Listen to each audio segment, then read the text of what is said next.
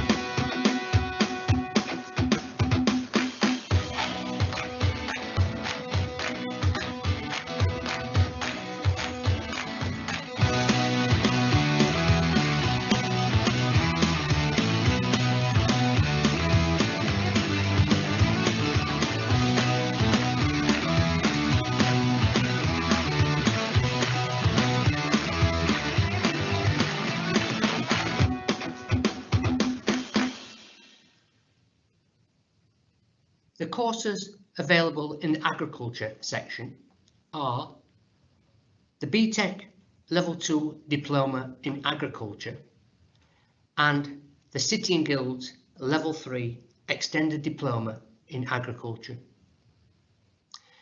In the Landscaping and Horticulture section, the qualification is the BTEC Level 2 Diploma in Landscaping and Horticulture. In the Countryside and Conservation section, the qualification is a Level 2 BTEC Diploma in Countryside and Conservation. In Level 2 Agriculture, you will develop skills and knowledge in farm animal production, sheep, dairy and beef cattle husbandry. You will carry out practical estate skills in the maintenance of footpaths and fences and practice skills in maintenance of hedges and stone walls. You will study the different types of environmental and land-based businesses and the different types of jobs and roles within the agriculture sector. At Level 3, you will study skills and knowledge in the same subjects as above but at an higher level. But you will also study subjects such as livestock breeding and nutrition, crop production and farm habitat management. At both levels, your skills and knowledge will be further developed through practical days at farms and visits to agriculture trade shows. You will develop skills and knowledge in landscape and horticulture through studying subjects such as lawn care, developing skills and knowledge in scarification, weed control, pest control, mowing and feeding. You will study border maintenance to develop skills in pruning, feeding plants, planting plants. You will develop knowledge in the different types of plants and the need to know the different types of plants to build and develop gardens. You will study the different types of soils and the importance of knowing the different types of soils in garden construction and growing plants. You will carry out practical skills in garden construction, building patios and footpaths, and learn the skills of marking out and establishing levels ready to construct garden features. You will develop knowledge and skills in the maintenance of landscape machinery through using machinery such as mowers, hedge trimmers, strimmers, and rotivators. You will develop skills and knowledge in countryside and conservation through studying subjects such as conservation and improvement of British habitats, which would include woodlands, wetlands, and coastal habitats. You will study ecology of the different types of British habitats and study the British wildlife, fauna, and flora found in these different habitats. You will study woodland management and the techniques of looking after woodlands. You will do a subject on environmental and land-based business, so you understand the different types of jobs available in the countryside and conservation sector. You will study at the award-winning building Taylor Hill Animal Care and Land-Based Studies Centre. The centre has specialist facilities for your studies in agriculture, horticulture and countryside. For example, an animal collection for agriculture, areas to construct gardens and maintain plants for the landscape, and specialist habitats and stone walls for the countryside and conservation programme. The section has excellent student achievement rates and students going on to good jobs and many success stories. You will study for approximately 16 hours a week, which gives you time for a part-time job. As part of your course, you will visit specialist sites, for example, specialist gardens for landscape and horticulture, and farms for agriculture, and countryside parks for the countryside and conservation programme.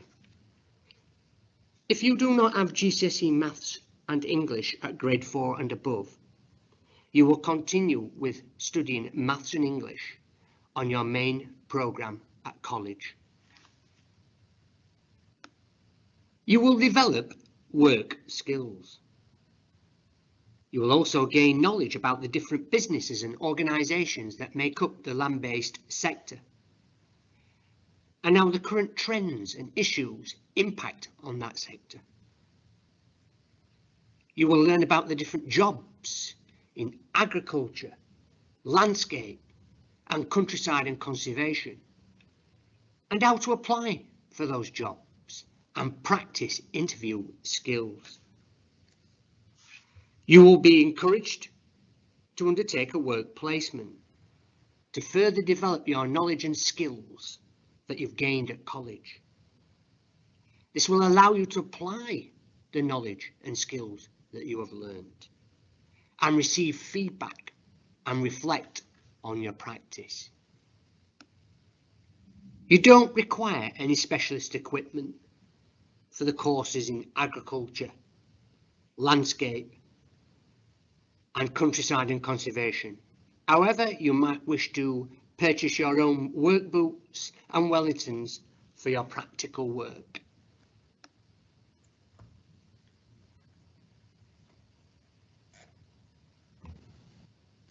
I hope you found that useful. Now, if you just want to carry on typing your questions into chat, just a reminder to please put the area in that your question relates to. And we've got Rachel and Stephen for questions. So shall we go to Rachel first for agriculture questions? Hi. Hi, Rachel. I'm right there. You are for agriculture, yeah? Yeah. Okay, so we've got a question around the work placements in agriculture. What kind of placements available and is there help to find them? Yeah, we've got in college we've got a work experience team that will help you and guide you along the way with any sort of work experience within agriculture. We have got spaces already where students have already attended, and obviously we'll help with that as well, depending on what area you want to go into. So if it's dairy for milking, any sheep sort of production, anything like that. So it just depends on what area you want to go into, and we'll help you along the way. Okay. Do you need a farming background to do an agriculture course? No, not at all. The government is trying to get people, from all sort of areas to come and join agriculture, as it's a growing area to go into, thriving at the moment with job opportunities at the end of it. Okay, I've got someone who's not sure about if they want to do animal care and agriculture. Are there any main differences between the courses, or do they cross over? There is quite a bit of difference, because obviously with animal care you've got the small mammals, the aquatics, the reptiles, and then with agriculture you've just got like mainly the livestock, so sheep. So we're going into lambing season at the moment now. You've got beef production, dairy production, so it's more your bigger mammals than your smaller mammals and your reptiles and your aquatics. Okay, and then what kind of facilities are at Taylor Hill? There's various facilities, so we've got all the livestock there, which sheep, pigs, rhea, poultry, and then we've got the surrounding areas, the landscaping, so the countryside areas, conservation areas at Taylor Hill, and then we do go off-site as well, to different farms to complete the dairy unit, and the beef unit. We visit different farms, and we go on sort of residential trips as well. So wherever there's that area we need to go off site, we will do. So we're in lambing season at the moment, so we're on a sheep farm at the moment. Okay, level 3 agriculture. Yeah. Is it exam based, or do we get to do assignments as well? It's a bit of both. So it'll be exams, and then you'll have to do like synoptic sort of assessments, so in practical and written assessments. And then how many days a week am I in for level 2 agriculture? For level 2, it's 2 days, so sort of 2 full days, and then if you've got to resit your English and maths, you've obviously got to fit that time in for that as well. That actually links with another question someone's got of, can I resit my maths alongside the level 2? Yeah, definitely. If you don't achieve a level 4, then you've got to try and achieve that level 4 alongside your qualification in agriculture. Okay, right. So do we want to go to Stephen? We've got some questions in landscaping and countryside. Okay, Stephen. For countryside and conservation, where the study is 16 hours, does the college offer A levels alongside that could be available for the remaining hours? No, unfortunately not, we don't know. But the actual course is challenging enough without A levels. So the 16 hours is classed as full time, isn't it, Stephen? It is, yes. So, yeah, and you would be challenged with that. We find students are challenged enough with that. Someone's asked for some more detail around countryside and what kind of things you will learn. Right, well, with countryside, you're going to be looking at British habitats, you're going to be looking at ecology of those habitats, so you'll be looking at wetlands, moorlands, sort of farmland habitats. So you do all the stuff on habitats, habitat maintenance, conservation. You then do stuff on wildlife around those habitats, but there'll be also practical stuff on surveying and the techniques of surveying, and then there's all the side branches of the ecology, and then there's the business and looking at the actual countryside business. but there's a lot of practical hands-on stuff as well. So like I mentioned on the thing about, you know, fence maintenance, wall maintenance. So there's quite a lot of hands-on stuff as well. Okay, we've got a question on landscaping. Is there a possibility of apprenticeships in landscaping? We don't actually do the apprenticeship in landscaping. There are opportunities for apprenticeships, but they're not easy to come by. But we as a college don't actually supply the apprenticeship route. What are the job opportunities after completing landscaping? Well, with landscaping, it's numerous. I'd say it's a bit like a bicycle wheel, and you've got all the different areas out in landscaping. So you've got into garden centre, into landscape maintenance, into landscape construction. You can take it further onto higher levels and go into the science side, the teaching side, the academic side. But there's a whole area around what we call amenity landscape, where you can go into parks departments, work on community environments. So there's quite a lot of opportunity. And then there's the old growing side, working in nurseries, and as I just mentioned, garden centres. So there's a vast areas of work. And then there's also working on the National Trust properties, working in the big stately gardens. So there's quite a vast area that you can go into. There's also sports grounds. There's also something called arboriculture, also the tree surgery, where they can go and maybe work with the tree surgeons and tree companies. So there really is vast opportunities in horticulture and landscaping. Okay, we've got an adult asking, do we still do dry stone walling courses? We don't. There's not a reason why we wouldn't do dry stone walling courses, because what we used to do, we used to add that onto the actual level 3 and sometimes level 2 countryside management. We've still potentially got contacts with the person that used to do that, because he used to be a student many years ago. So if the opportunity came about where we've got enough students interested in that, then we could add that in. Okay, and then the young lady that asked about countryside and conservation and A-levels has put another question in. Is countryside and conservation a 1-year course? Is there a level 3 for a further year that can follow level 2?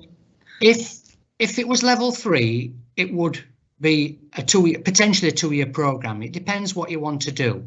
So you've got your level 2, which is a 1-year programme. Then you've got your level 3 where you can do a 1-year programme and then go on to the second year of the level 3-year programme and then end up with an extended diploma.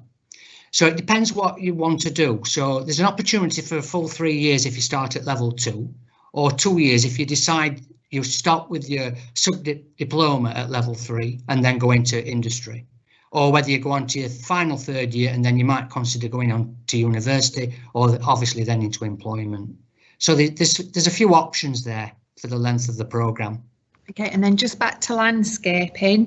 If I haven't got any GCSEs, can I still do the landscaping course? Yeah, we'd just interview and we'd see how there shouldn't be a problem.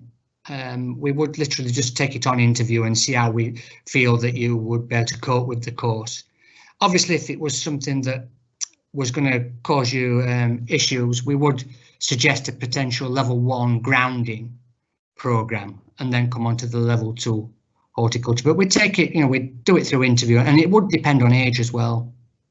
Okay, is there a facility at Taylor Hill for me to get food? Yeah, we've got a canteen, a cafe, so there's absolutely no problems with that. And then linked to the centre again, is there a bus direct from Huddersfield to Taylor Hill? Yeah, there's a number of buses direct from the town centre up to the Taylor Hill Centre, so that's absolutely no problem. It's a regular route. Okay, I might pronounce this wrong, Stephen. If I want to train to be a botanist, which is the best course?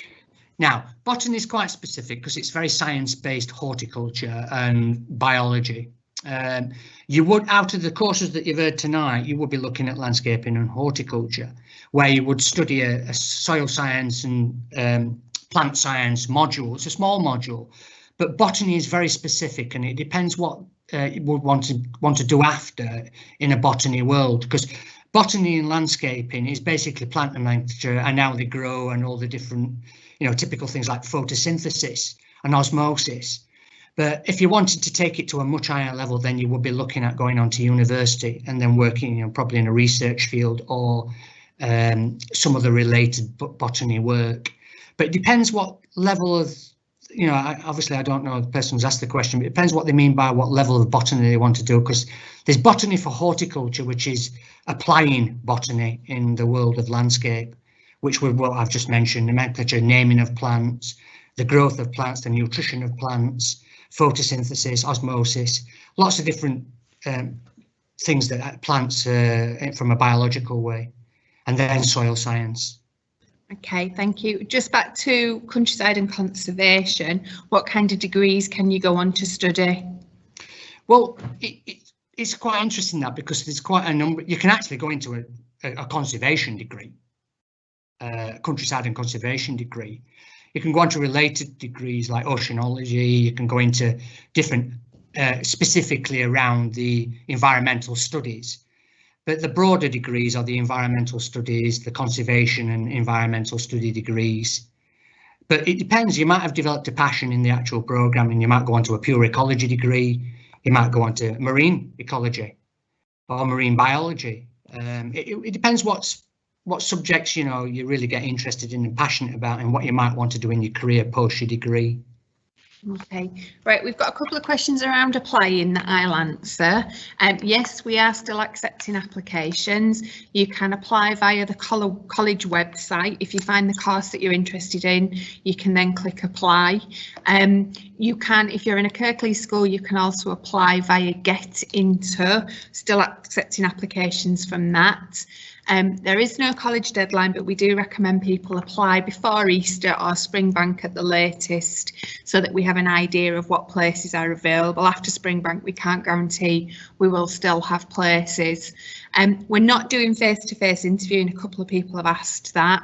If on your application you've identified that you have additional learning support, or if there's anything around your attendance and punctuality at school, then the tutors may decide to give you a telephone or a Teams interview, but the applications team will communicate with that. We have had a couple of people, Stephen, on this one and at other ones, asking if they can come and look around the centre, and we both want people to come and be able to look around, don't we? But at the minute, because of COVID, we can't open the centres up. If later in the year I'm able to open the centres up to visits, we will contact all applicants and arrange for them to come in as safely as possible. Enrolment is planned to take place in August, and that will be either online or face-to-face, and students will have an option of how they'd like to enrol. That's all the questions that have been typed in. I hope you found it useful. Thank you for attending.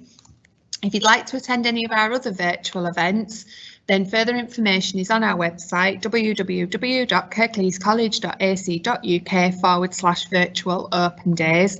On that page, you will find information about future events, recordings of previous events, and videos of all our centres, as well as other videos that you may find useful. Thank you for attending. If you have any further questions, you can email info@kirkleescollege.ac.uk or telephone 01484 437 070. Both that number and email address are on the college website, and a member of the info team is available till 7:15 tonight to answer your questions. The office will reopen at 9 o'clock in the morning. A recording of this presentation will be on the college website in the next few days. I hope you found it useful, and thank you very much for attending.